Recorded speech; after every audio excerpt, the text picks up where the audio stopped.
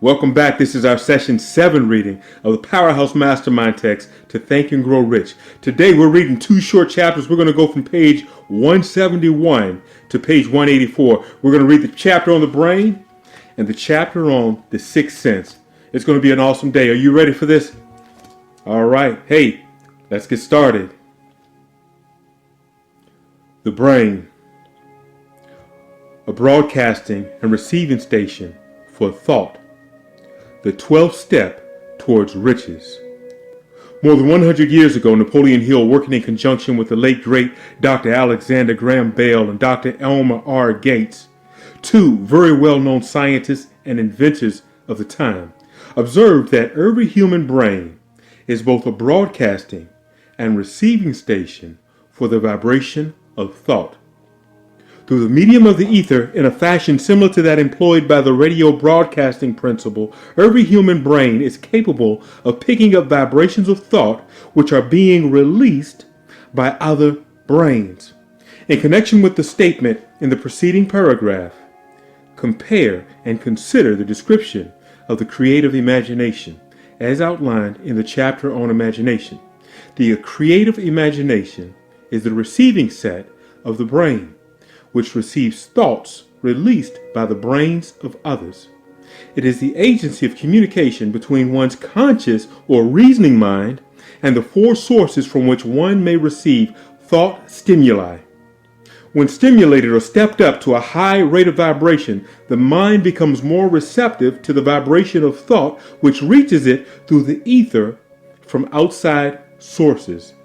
This stepping up process takes place through the positive emotions or the negative emotions of your mind. Through the emotions, the vibrations of thought may be increased. Vibrations of an exceedingly high rate are the only vibrations picked up and carried by the ether from one brain to the other. Thought energy is traveling at an exceedingly high rate of vibration all around us. Thought, which has been modified or stepped up by any of the major emotions, vibrates at a much higher rate than ordinary thought. And it is a type of thought which passes from one brain to another through the broadcasting machinery of the human brain. The emotion of sex stands at the head of the list of all human emotions as far as intensity and driving forces are concerned. The brain, which has been stimulated by the emotion of sex, vibrates at a much more rapid rate than it does when that emotion is quiescent or absent. The result of sex transmutation is the increase of the rate of vibration of thoughts to such a pitch that the creative imagination becomes highly receptive to ideas which it picks up from the ether. On the other hand, when the brain is vibrating at a rapid rate, it not only attracts thoughts and ideas released by other brains through the medium of the ether, but it gives to one's own thoughts that feeling which is essential before those thoughts will be picked up and acted upon by one's subconscious mind. Thus, you will see that the broadcasting principle is the factor through which you mix feeling or emotion with your thoughts and pass them to your subconscious mind. The subconscious mind is the sending station of the brain through which vibrations of thought are broadcast. The creative imagination, therefore, is the receiving set through which the vibrations of thought are picked up from the ether. Along with the important factors of the subconscious mind and the faculty of the creative imagination, which constitute the sending and receiving set of your mental broadcasting machinery, consider now the principle of autosuggestion, which is the medium by which you may put into operation your broadcasting station. Through the instructions described in the chapter on autosuggestion, you were definitely informed of the method by which desire may be transmuted into its monetary equivalent. Operation of your mental broadcasting station is a comparatively simple procedure. You have but 3 principles to bear in mind and to apply: the subconscious mind, the creative imagination, and autosuggestion. The stimuli through which you put these 3 principles into action have been described. and the procedure begins with desire. The greatest forces are intangible. The Depression brought the world to the very borderline of understanding of the forces which are intangible and unseen. Through the ages which have passed, man has depended too much upon his physical senses and has limited his belief to physical things which he can see, touch, weigh, and measure. We are now entering the most marvelous of ages, an age which will teach us something of the intangible forces of the world around us. Perhaps we will learn as we pass through this age that the other self is more powerful than the physical self we see when we look in the mirror. Sometimes men speak lightly of the intangibles, the things which they cannot perceive through any of their five senses. And when we hear them, it should remind us that all of us are controlled by forces which are unseen and intangible.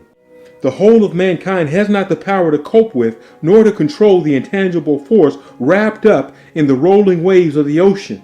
Man does not have the capacity to understand the intangible force of gravity, which keeps this little earth suspended in midair and keeps man from falling from it, much less the power to control that force. Man is entirely subservient to the intangible force which comes with a thunderstorm, and he is just as helpless in the presence of the intangible force of electricity. No, he does not even know what electricity is, where it comes from, or what is its purpose. Nor is this by any means the end of man's ignorance in connection with things seen, unseen, and intangible. He does not understand the intangible force and intelligence wrapped up in the soil of the earth. The force which provides him with every morsel of food he eats, every article of clothing he wears, every dollar he carries in his pockets.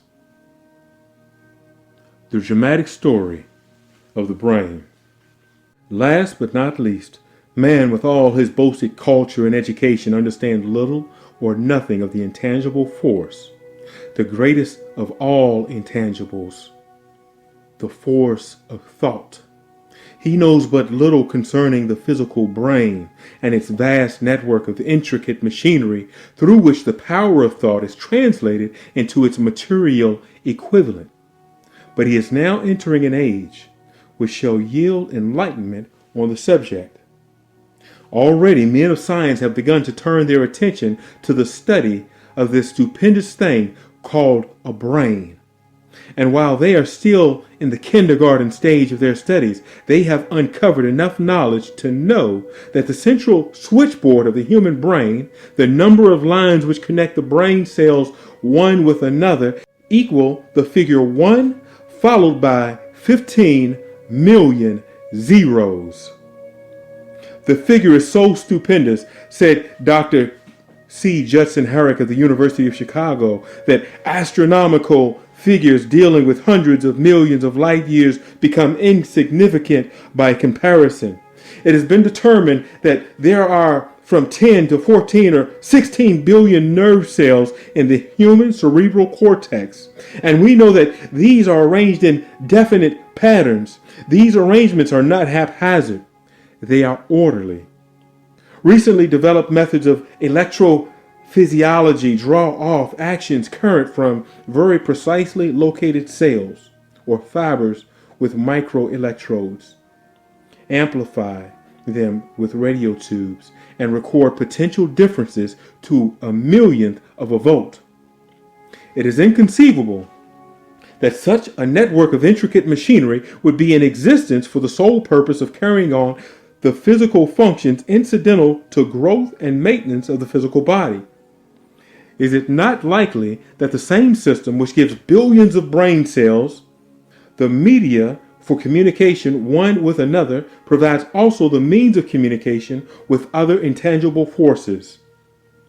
After this book had been written, just before the manuscript went to the publisher, there appeared in the New York Times an editorial showing that at least one great university and one intelligent investor in the field of mental phenomena are carrying on an organized research through which conclusions have been reached that parallel many of those described in this and the following chapter.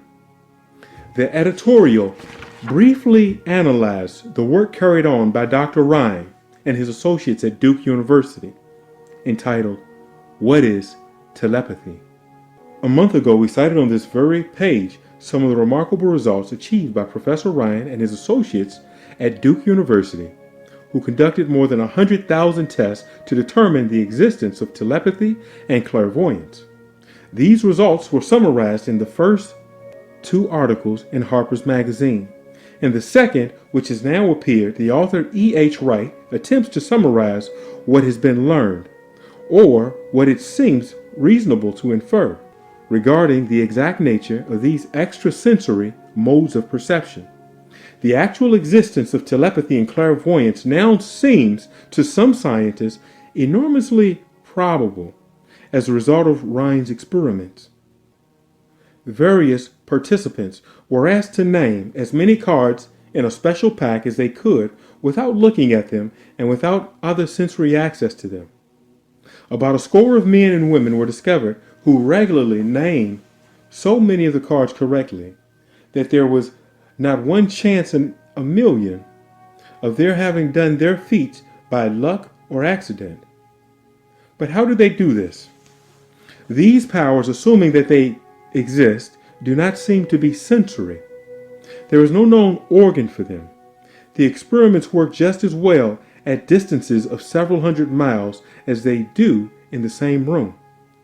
These facts also dispose, in Mr. Wright's opinion, of the attempt to explain telepathy or clairvoyance through any physical theory of radiation. All known forms of radiant energy decline inversely the square of the distance traversed. Telepathy and clairvoyance do not, but they do vary through physical causes as our other mental powers do. Contrary to widespread opinion, they do not improve when the participant is asleep or half asleep, but on the contrary, when he is most wide awake and alert. Ryan discovered that a narcotic will invariably lower a percipient's score, while a stimulant will always send it higher. The most reliable performer apparently cannot make a good score unless he tries to do his best. One conclusion that Wright draws with some confidence is that telepathy and clairvoyance are really one and the same gift. That is, the faculty that sees a card face down on the table seems to be exactly the same one that reads a thought residing only in another mind. There are several grounds for believing this. So far, for example, the 2 gifts have been found in every person who enjoys either of them. In everyone so far, the 2 have been of equal vigor, almost exactly. Screens, walls, distances have no effect at all on either. Wright advances from the conclusion to express what he puts forward as no more than the mere hunch that the extrasensory experiences, prophetic dreams, premonitions of disaster, and the like may also prove to be part of the same faculty. The reader is not asked to accept any of these conclusions unless he finds it necessary. But the evidence that Ryan has piled up must remain impressive. In view of Dr. Ryan's announcement in connection with the conditions under which the mind responds to what he terms extrasensory modes of perception, I now feel privileged to add to his testimony by stating that my associates and I have discovered what we believe to be the ideal conditions under which the mind can be stimulated so that the 6th sense described in the next chapter can be made to function in a practical way. The conditions to which I refer consist of a close working alliance between myself and 2 members of my staff. Through experimentation and practice, we have discovered how to stimulate our minds by applying the principle used in connection with the invisible counselors described in the next chapter, so that we can, by a process of blending our 3 minds into one, find the solution to a great variety of personal problems which are submitted by my clients. The procedure is very simple. We sit down at a conference table, clearly state the nature of the problem we have under consideration, then begin discussing it. Each contributes whatever thoughts that may occur. The strange thing about this method of mind stimulation is that it places each participant in communication with unknown sources of knowledge, definitely outside of his own experience. If you understand the principle described in the chapter on the mastermind, you of course recognize the round table procedure here described as being a practical application of the mastermind. This method of mind stimulation through harmonious discussions of definite subjects between three people illustrate the simplest and most practical use of the mastermind. By adoption and following a similar plan, any student of this philosophy may come into possession of the famous Carnegie formula briefly described in the introduction. If it means nothing to you at this time, mark this page and read it again after you have finished the last chapter. The Depression was a blessing in disguise. It reduced the whole world to a new starting point that gives everyone a new opportunity. Page 177. The Sixth Sense. The door to the Temple of Wisdom. The 13th step towards riches. The 13th principle is known as the Sixth Sense, through which infinite intelligence may and will communicate voluntarily without any effort from or any demands by the individual. The principle is the apex of this philosophy. It can be assimilated, understood, and applied only by first mastering the other 12 principles. The sixth sense is that portion of the subconscious mind which has been referred to as the creative imagination. It has also been referred to as the receiving set, through which ideas, plans, and thoughts flash into the mind. The flashes are sometimes called hunches or inspirations. The sixth sense defies description. It cannot be described to a person who has not mastered the other principles of this philosophy, because such a person has no knowledge and no experience with which the sixth sense may be compared. Understanding of the sixth sense comes only by meditation, through mind development from within. The sixth sense probably is the medium of contact between the finite mind of man and the infinite mind or intelligence of the universe. And for this reason, it is a mixture of both the mental and the spiritual. It is believed to be the point at which the mind of man contacts the universal mind of the universe, the mind of God. After you have mastered the principles described in this book, you will be prepared to accept as a truth. After you have mastered the principles described in this book, you will be prepared to accept as truth a statement which may otherwise be incredible to you. Namely, through the aid of the sixth sense, you will be warned of impending dangers in time to avoid them and notified of opportunities in time to embrace them. There comes to your aid and to do your bidding with the development of the sixth sense a guardian angel who will open to you at all times the door to the temple of wisdom. Whether or not this is a statement of truth, you will never know, except by following the instructions described in the pages of this book or some similar method or procedure. The author is not a believer in nor an advocate of miracles, for the reason that he has enough knowledge of nature to understand that nature never deviates from her established laws. Some of her laws are so incomprehensible that they produce what appear to be miracles. The sixth sense comes as near to being a miracle as anything I have ever experienced, and it appears so only because I do not understand the method by which this principle is operated. This much the author does know, that there is a power of a first cause or an intelligence which permeates every atom of matter and embraces every unit of energy perceptible to man. That is, this infinite intelligence. It converts acorns into oak trees, causes water to flow downhill in response to the law of gravity, follows night with day and winter with summer, each maintaining its proper place and relationship to the other. This intelligence may, through the principles of this philosophy, be induced to aid you in transmuting desires into concrete or material form. The author has this knowledge because he has experimented with it and has experienced it. Step by step through the preceding chapters, you have been led to this, the last principle. If you have mastered each of the preceding principles, you are now prepared to accept without being skeptical the stupendous claims made here. If you have not mastered the other principles, you must do so before you may determine definitely whether or not the claims made in this chapter are fact or fiction. While I was passing through the age of hero worship, I found myself trying to imitate those who I most admired.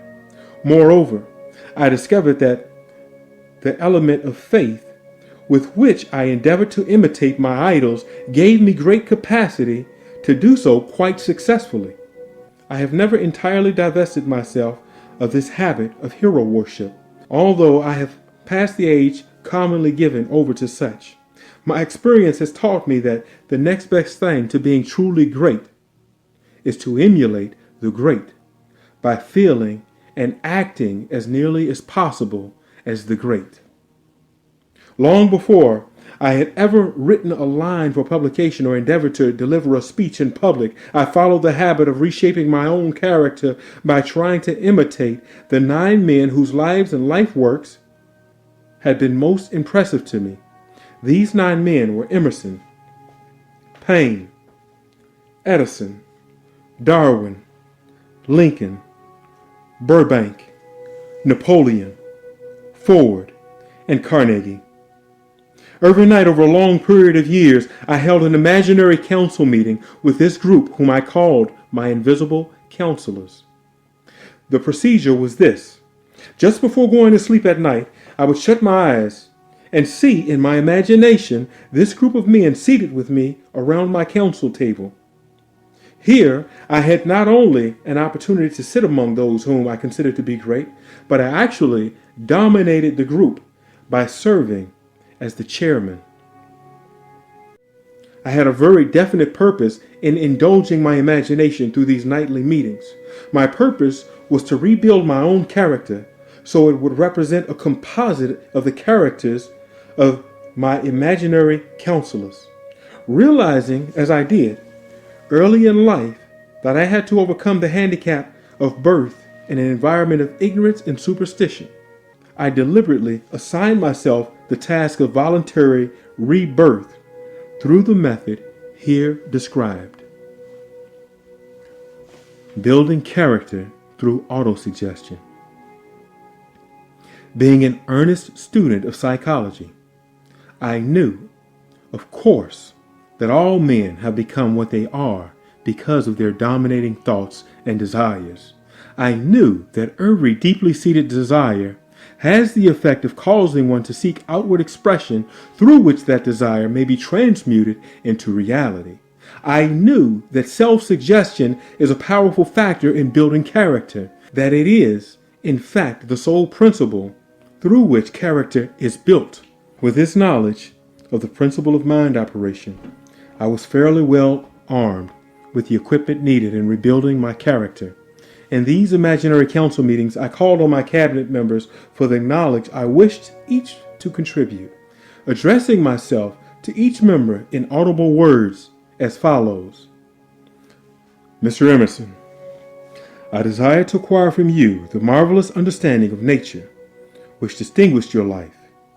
I ask that you make an impress upon my subconscious mind of whatever qualities you possessed, which enables you to understand and adapt yourself to the laws of nature. I ask that you assist me and reaching and drawing upon whatever sources of knowledge are available to this end. Mr. Burbank, I request that you pass on to me the knowledge which enables you to so harmonize the laws of nature that you cause the cactus to shed its thorns and become an edible food. Give me access to the knowledge which enables you to make 2 blades of grass grow where but one grew before, and helped you to blend the coloring of the flowers with more splendor and harmony. For you alone have successfully yielded the lily. Napoleon, I desire to acquire from you, by emulation, the marvelous ability you possess to inspire men and to arouse them to greater and more determined spirit of action. Also to acquire the spirit of enduring faith, which enables you to turn defeat into victory and to surmount staggering obstacles. Emperor of fate, king of chance, man of destiny, I salute you. Mr. Payne, I desire to acquire from you the freedom of thought and the courage and clarity with which to express convictions which so distinguished you. Mr. Darwin, I wish to acquire from you the marvelous patience and ability to study cause and effect without bias or prejudice, so exemplified by you in the field of natural science. Mr. Lincoln, I desire to build into my own character the king's sense of justice, the untiring spirit of patience, the sense of humor, the human understanding, and the tolerance which were your distinguishing characteristics. Mr. Carnegie, I am already indebted to you for my choice of life work, which has brought me great happiness and peace of mind. I wish to acquire a thorough understanding of the principles of organized effort, which you have used so effectively in building your great industrial enterprise. Mr. Ford, you have been among the most helpful of the men who have supplied much of the material essential to my work. I wish to acquire your spirit of persistence, the determination, poise, and self-confidence which have enabled you to master poverty, organize, unify, and simplify human effort, so I may help others to follow in your footsteps. Mr. Edison, I have seated you nearest to me at my right hand because of the personal cooperation you have given me during my research into the causes of success and failure. I wish to acquire from you the marvelous spirit of faith, with which you have uncovered so many of nature's secrets, the spirit of unremitting toil, with which you have so often wrestled victory from defeat. My method of addressing the members of the imaginary cabinet would vary according to the traits of character in which I was, for the moment, most interested in acquiring. I studied the records of their lives with painstaking care. After some months of this nightly procedure, I was astounded by the discovery that these imaginary figures became apparently real. Each of these 9 men developed individual characteristics, which surprised me. For example, Lincoln developed the habit of always being late, then walking around in solemn parade. When he came, he walked very slowly with his hands clasped behind him, and once in a while, he would stop as he passed and rest his hand momentarily upon my shoulder. He always wore an expression of seriousness upon his face. Rarely did I see him smile. The cares of a sundered nation made him grave. That was not true of the others. Burbank and Payne often indulged in witty repartee, which seemed at times to shock the other members of the cabinet. One night, Payne suggested that I prepare a lecture on the age of reason and deliver it from the pulpit of a church which I formerly attended. Many around the table laughed heartily at the suggestion. Not Napoleon. He drew his mouth down at the corners and groaned so loudly that all turned and looked at him with amazement. To him, the church was but a pawn of the state, not to be reformed, but to be used as a convenient inciter to mass activity by the people. On one occasion, Burbank was late. When he came, he was excited with enthusiasm and explained that he had been late because of an experiment that he was making, through which he hoped to be able to grow apples of any sort of tree. Payne chided him by reminding him that it was an apple which started all the trouble between man and woman. Darwin chuckled heartily as he suggested that Payne should watch out for little serpents when he went into the forest to gather apples, as they had the habit of growing into big snakes. Emerson observed, "No serpents, no apples." And Napoleon remarked, "No apples, no state." Lincoln developed the habit of always being the last one to leave the table after each meeting. On one occasion, he leaned across the end of the table, his arms folded, and remained in that position for many minutes. I made no attempt to disturb him. Finally, he lifted his head slowly, got up, and walked to the door. Then turned around, came back, and laid his hand on my shoulder and said, "My boy, you will need much courage if you remain steadfast in carrying out your purpose in life. But remember, when difficulties overtake you, the common people have common sense. Adversity will develop it." One evening, Edison arrived ahead of all the others. He walked over and seated himself at my left, where Emerson was accustomed to sitting, and said, "You are destined to witness the discovery of the secret of life. When the time comes, you will observe that life consists of great swarms of energy, or entities, each as intelligent as human beings think themselves to be. These units of life group together like hives of bees and remain together until they disintegrate through lack of harmony. These units have differences of opinion, the same as human beings, and often fight among themselves.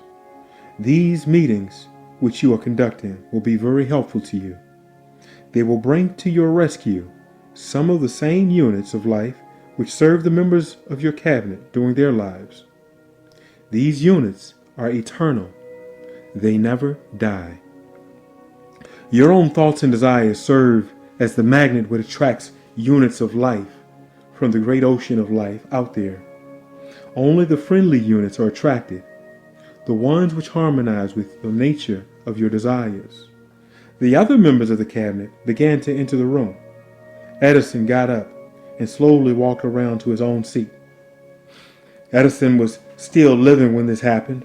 It impressed me so greatly that I went to see him and told him about the experience.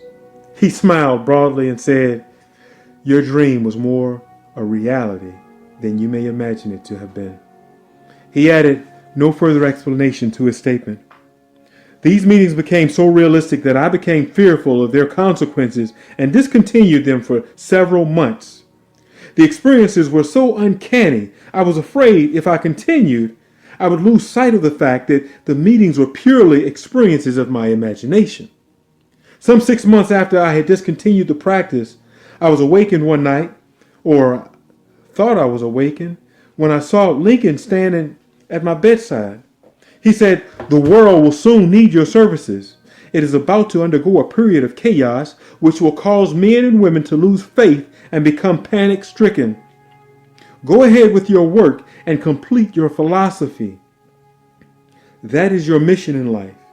If you neglect it, for any cause whatsoever, you will be reduced to a primal state and be compelled to retrace the cycles through which you have passed during the 1,000 years of your life."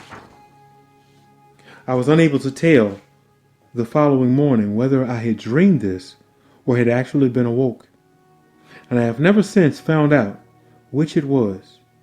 But I know that the dream, if it were a dream, was so vivid in my mind that the next day I resumed my meetings the following night. At our next meeting, the members of my cabinet all filed into the room together and stood at their accustomed places at the council table, while Lincoln raised a glass and said, "Gentlemen, let us drink a toast to a friend who has returned to the fold." After that, I began to add new members to my cabinet, until now it consists of more than 50, among them Christ, St. Paul, Galileo, Copernicus, Aristotle, Plato, Socrates, Homer, Voltaire, Bruno, Spinoza, Drummond, Kant, Schopenhauer, Newton, Confucius, Elbert Hubbard, Brand, Ingersoll, Wilson, and William James. This is the first time that I've had the courage to mention this. Heretofore, I have remained quiet on the subject because I know from my own attitude in connection with such matters that I would be misunderstood if I described my unusual experience. I have been emboldened now to reduce my experiences to the printed page because I am less concerned about what they say than I was in the years that have passed. One of the blessings of maturity is that it sometimes brings one greater courage to be truthful, regardless of what those who do not understand may think or say. Lest I be misunderstood, I wish here to state most emphatically that I still regard my cabinet meetings as being purely imaginary, but I feel entitled to suggest that while the members of my cabinet may be purely fictional, and the meetings existent only in my own imagination, they have led me into glorious paths of adventure, rekindled an appreciation of true greatness, encouraged creative endeavor, and emboldened the expression of honest thought. Somewhere in the cell structure of the brain is located an organ which receives vibrations of thought ordinarily called hunches. So far, science has not discovered where this organ of the sixth sense is located, but this is not important. The fact remains that human beings do receive accurate knowledge through sources other than the physical senses. Such knowledge generally is received when the mind is under the influence of extraordinary stimulation. Any emergency which arouses the emotions and causes the heart to beat more rapidly than normal may, and generally does, bring the sixth sense into action. Anyone who has experienced a near accident while driving knows that on such occasions the sixth sense often comes to one's rescue and aids by split seconds in avoiding the accident.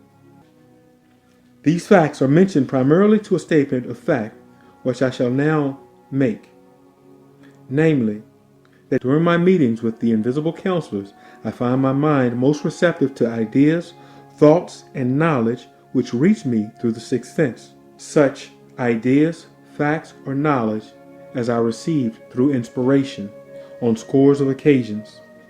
When I have faced emergencies, some of them so grave that my life was in jeopardy, I have been miraculously guided past these difficulties through the influence of my invisible counselors.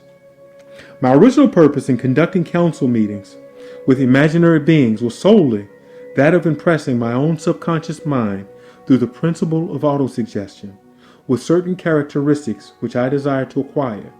In more recent years, my experimentation has taken on an entirely different trend. I now go to my imaginary counselors with every difficult problem which confronts me and my clients. But the results are astonishing, although I do not depend entirely on this form of counsel.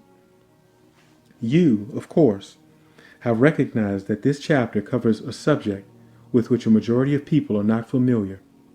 The sixth sense is a subject that will be of great interest and benefit to the person whose aim is to accumulate vast wealth, but it need not claim the attention of those whose desires are more modest. Henry Ford undoubtedly understands and makes practical use of the sixth sense. His vast business and financial operations make it necessary for him to understand and use this principle. The late Thomas A. Edison understood and used the sixth sense in connection with the development of inventions, especially those involving basic patents, in connection with which he had no human experience and no accumulated knowledge to guide him, as was the case while he was working on the talking machine and the moving picture machine. Nearly all great leaders, such as Napoleon, Bismarck, Joan of Arc, Christ, Buddha, Confucius, and Muhammad, understood and probably made use of the sixth sense almost continuously. The major portion of their greatness consisted of their knowledge of this principle. The sixth sense is not something that one can take off and put on at will. Ability to use this great power comes slowly through application of the other principles outlined in this book.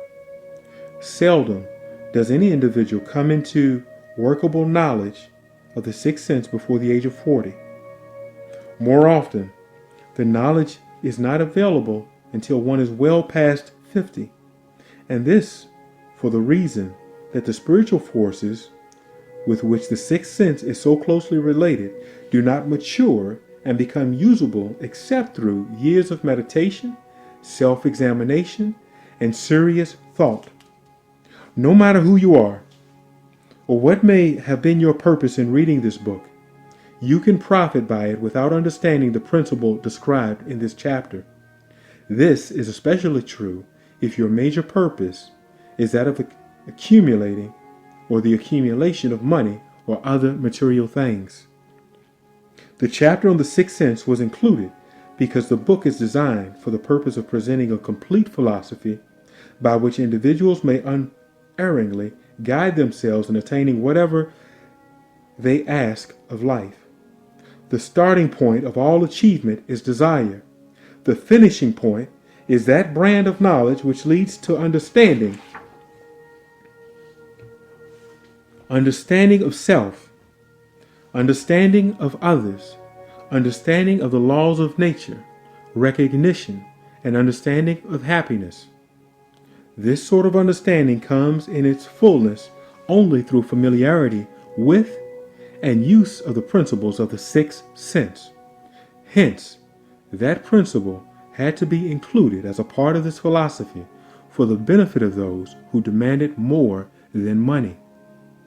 Having read the chapter, you must have observed that while reading it, you were lifted to a high level of mental stimulation.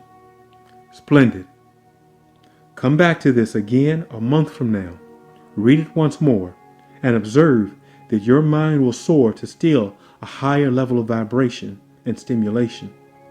Repeat this experience from time to time, giving no concern as to how much or how little you learn at the time, and eventually you will find yourself in possession of a power that will enable you to throw off discouragement, master fear, overcome procrastination, and draw freely upon your imagination. Then you will have felt the touch of the unknown something, which has been the moving spirit of every truly great thinker, leader, artist, musician, writer, statesman. Then you will be in a position to transmute your desires into their physical or financial counterparts as easily as you may lie down and quit at the first sign of opposition. Faith versus fear. Previous chapters have described how to develop faith through autosuggestion, desire, and the subconscious mind. The next chapter presents detailed instructions for the mastery of fear. Here will be found a full description of the 6 fears which are the cause of all discouragement, timidity, procrastination, indifference, indecision, and the lack of ambition, self-reliance, initiative, self-control, and enthusiasm. Search yourself carefully as you study these 6 enemies, as they may exist only in your subconscious mind, where their presence will be hard to detect. Remember, too, as you analyze the 6 ghosts of fear, that they are nothing but ghosts because they exist only in one's mind. Remember also that ghosts, creations of uncontrolled imagination, have caused most of the damage people have done to their own minds. Therefore, ghosts can be as dangerous as if they lived and walked on the earth in physical bodies. The ghost of the fear of poverty, which seized the minds of millions of people in 1929, was so real that it caused the worst business depression this country has ever known. Moreover, this particular ghost still frightens some of us to our wits' end. So that completes today's reading. Hey, if you still need a copy of the book, go ahead over to www.powerhousemotivations.com/Success University. Get yourself a copy of the book. It's on sale for you right now. It's on sale. Get the PDF version. That way you don't have to wait. You can get the PDF version. You can print out the pages as you need. Hey, what I like to do is I print it out, punch some holes in it, and put it into a 3-ring binder. That way I can keep it. The pages are nice and large. I can write on the pages, take notes on the pages, and I'd recommend you go ahead and do the same thing. Go ahead over there right now to successuniversity.com. That's powerhousemotivations.com/Success University. That completes today's reading. So you can go ahead and turn this one off. Go ahead to the next video. The next video is available on the website. You got the link to it. If you're still looking for a link, you should be able to get to it at powerhousemotivations.com/The People's Coach. Again, that's powerhousemotivations.com/The People's Coach. If you're in the coaching program, then we'll make sure you have a link. If not, go ahead and get that. Go over there, get the book, and I'll see you on the next video. Let's read that together. If you're busy, I'll read it for you. Don't worry, you can listen to it as you go. I've got you covered. Talk to you later.